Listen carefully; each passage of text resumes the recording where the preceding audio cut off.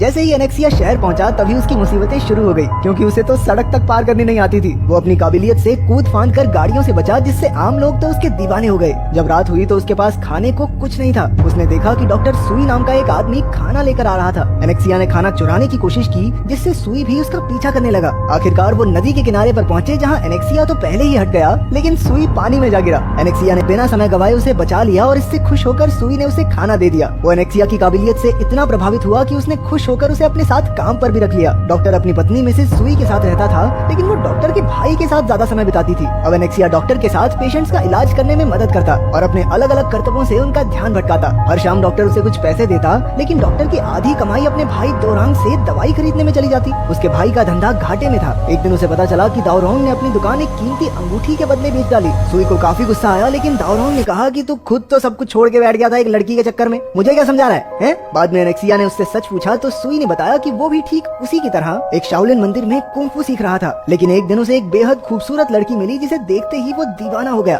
आखिरकार वही लड़की मिसेस सुई बनी और सुई सब कुछ छोड़कर डॉक्टर बन गया। अगले दिन एनेक्सिया सुई के लिए कुछ दवाई लेने गया, लेकिन उसे कुछ आवाजें सुनाई दी, जिससे वो समझ गया कि मिसेस सुई दाओरोंग के साथ अपने पति को धोखा दे रही है। उसने डॉक्टर से तो कुछ नहीं कहा, लेकिन सीधा मिसेस सुई से पूछा, लेकिन उसने एनेक्सिया से साफ कह दिया कि अपने काम से काम रखे। कुछ समय बाद दाओरोंग झूठे आंसू बहाकर मिसेस सुई से पैसे मांगने लगा और वो मान भी गई। दाओरोंग ने उसे सुई के लिए ज्यादा ताकतवर दवाई भी दी। जब घर लौटकर मिसेस सुई ने पैसे चुराने की कोशिश की तो डॉक्टर ने उसे रंगे हाथों पकड़ लिया। मिसेस सुई को लगा कि अब तक तो एनेक्सिया ने डॉक्टर को सब बता दिया होगा, इसलिए उसने कहा कि वो आज के बाद दाओरोंग से कभी नहीं मिलेगी। फिर आधी रात को एनेक्सिया ने मिसेस सुई को चिल्लाते हुए सुना। असल में डॉक्टर की मौत हो गई थी। अब एनेक्सिया ने खुद उसकी दुकान संभालने का जिम्मा उठाया। अभी उसे दवाई की खाली डिब्बी मिली, जिससे उसे शक हो गया। अगले ही दिन दाओरोंग बिना किसी शर्म के मिसेस सुई को लेने आ गया। वो दोनों एक कश्ती में घूमने गए, जो बात मिसेस सुई को भी बड़ी अजीब सी लगी कि दाओरोंग को अपने भाई की मौत का जरा सा भी दुख नहीं था। असल बात तो ये थी कि दाओरोंग ने ही उसकी दवाई में जहर मिलाया था। अब मिसेस सुई गुस्से में उससे लड़ने लगी और तभी अचानक बोट में पानी भरने लगा। वो दोनों अंदर बंद थे और जैसे ही वो डूबने वाले थे,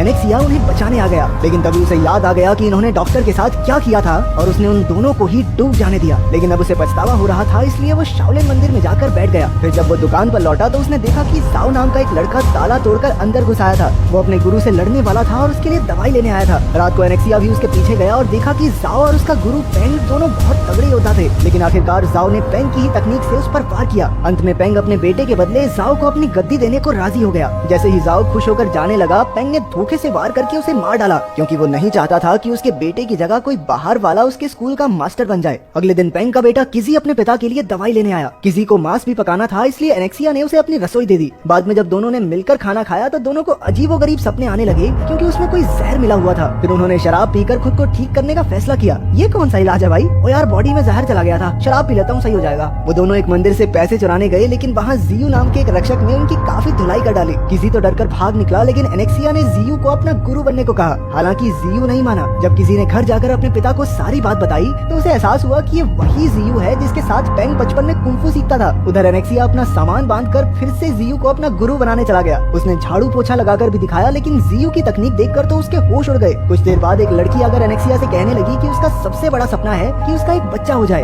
एनेक्सिया ने भी दिल पे पत्थर रखकर कहा कि मैं तुम्हारी मदद जरूर करूंगा। फिर वो लड़की को उस कमरे में ले गया और दोनों ने पूरी रात साथ गुजारी। लेकिन उस लड़की ने अपना नाम नहीं बताया, क्योंकि वो उससे फिर कभी नहीं मिलेगी। एनेक्सिया ने ये सब जियू को बताया और बदले में उसकी कहानी पूछी। जियू ने कहा कि जब उसके गुरु की मौत होने वाली थी तो उसने अपनी खास तकनीक जियू को सिखाकर उसे गद्दी सौंपी, क्योंकि गुरु का बेटा पेंग इतना होनहार नहीं था। पेंग ने गुस्सा होकर जियू से लड़कर उसे स्कूल से बाहर फेंक दिया। उसी वक्त पेंग वहाँ आ पहुंचा और जियू से अपने पिता की खास तकनीक वाली किताब मांगने लगा। जियू ने कहा कि ऐसी कोई किताब नहीं है, लेकिन उसने खुद जो लिखा था उसने वो पेंग को सौंप दिया। पेंग ने तुरंत वो किताब आग में फेंक दी और एनेक्सिया उसे बचाने भागा, लेकिन पेंग ने उस पर भी वार कर दिया। जियू लड़ाई नहीं चाहता था, इसलिए उसने पेंग से माफी मांगकर एक नई शुरुआत करनी चाहिए, लेकिन पेंग के मन में अब भी बहुत जहर था। उन दोनों की भयानक लड़ाई में मंदिर के काफी हिस्से टूट गए। जियू को तेजी से लड़ता देख पेंग अचानक लड़ाई रोककर बाहर आ गया, लेकिन उसने दीवार के उस पार से हमला करने की तकनीक से अंदर की मूर्ति तोड़ डाली। उसके टुकड़े सीधा जियू को लगने ही वाले थे कि जियू ने पत्तियों को हवा में घुमाकर ऐसा रक्षा कवच बनाया जिससे उसे कुछ नहीं हुआ। पेंग को लगा कि वो जीत गया होगा, इसलिए वो मस्त ओवर कॉन्फिडेंस में अंदर गया, लेकिन तभी जियू ने उस पर जोरदार हमला कर दिया। फिर जियू ने पूरे चांद की शक्ति से पानी को पेंग की ओर मोड़ दिया, लेकिन लेकिन पेंग भी पानी को 2 दिशाओं में मोड़कर बच निकला। पेंग घर जाते ही बेहोश हो गया और किसी को दवाई ढूंढते हुए एक बंदूक मिल गई। इसके बाद वो अपने पिता की देखभाल करने लगा। उधर एनेक्सिया ने जियू को अपना गुरु बनने के लिए मना लिया। उसने जियू को उसकी लिखी किताब भी वापस कर दी। रात को एनेक्सिया को गोलियों की आवाजें सुनाई दी और उसने तुरंत देखा कि जियू मरने वाला था। वो आखिरी बार चा नाम के एक आदमी से मिलकर उसे किताब देना चाहता था। एनेक्सिया उसे नहीं जानता था, इसलिए वो जियू को साधु के पास ले गया। उस साधु ने उसे जीवन मरण का चक्कर समझाया और आखिरकार जियू अपने दोस्त चा को दिल में देखकर मर गया। उधर पेंग को पता चला कि किसी ने ही जियू को मारा है। वहीं एनेक्सिया शहर गया क्योंकि खबर थी कि चा शहर में नाटक पेश करता है। चा अपने शो के बाद एनेक्सिया के साथ मंदिर गया और खून से सने कपड़ों को देखकर भी वो माना नहीं कि जियू मर चुका है। उसने ये भी कहा कि तुम कैसे जियू के स्टूडेंट हो सकते हो, वो तो कभी किसी को सिखाता भी नहीं था। तो एनेक्सिया ने उसे सारी बात बताई। चा ने बताया कि वो दोनों कुंफू सीखने से पहले फौज में साथ थे। जब पहली लड़ाई छिड़ी तो चा डरकर भाग गया था, लेकिन जियू ने उसकी मदद की। वो अब अपने दोस्त की मौत का बदला चाहता था। एनेक्सिया ने कहा कि पेंग ने ही उसे मारा होगा। अगले दिन चा ने अपना शो अचानक से बंद कर दिया, जिससे शहर का कमिश्नर काफी गुस्सा हो गया और उसने चा के पीछे पुलिस लगा दी। चा ने बड़ी आसानी से पुलिस को धूल चटा दी। इसके बाद कमिश्नर चा से बदला लेने के लिए पेंग से मिल गया। उसने पेंग को गिरफ्तार करने का नाटक किया और चा को बुलाकर कहा कि जियू का कातिल पकड़ा गया है। ये बात सुनकर वो आने को तैयार हो गया और पेंग, लिरेन और उसके आदमियों ने चा के लिए जाल बिछाया। अगले दिन लिरेन, पेंग और किजी गाड़ी में बैठे देख रहे थे और उसके आदमियों ने चा पर हमला कर दिया। लेकिन चा और एनेक्सिया के लिए इन्हें हराना बाएं हाथ का खेल था। फिर चा ने पेंग को चुनौती दी और दोनों एक दूसरे के दिमाग में लड़ने लगे। लड़ाई टक्कर की थी, लेकिन जब चा की आंखें बंद थी तो पेंग ने धोखे से अपने आदमी से हमला करवा दिया। अब चा गुस्से में इतना ऊंचा कूदा कि उसने सूरज की रोशनी को इकट्ठा करके सीधा पेंग की ओर मोड़कर उसे बुरी तरह जख्मी कर दिया। फिर चा ने पूछा कि क्या उसने सच में जियू को मारा है, तो पेंग ने अपने बेटे को बचाने के लिए हाँ भर दी। अभी अचानक किसी बंदूक लेकर आ गया और कहने लगा कि उसने जियू को मारा था। ये सुनते ही एनेक्सिया ने उसे काफी पीटा और बंदूक छीन ली। एनेक्सिया उसे मारने ही वाला था कि चा ने कहा कि जियू ने मरते हुए किसी का नाम नहीं लिया, यानी वो बदले के इस चक्कर को खत्म करना चाहता था। ये सुनते ही पेंग तलवार छीनकर किसी की जगह खुद को कुर्बान करने को तैयार हो गया, ताकि आने वाली पीढ़ी बिना नफरत के शुरुआत कर सके।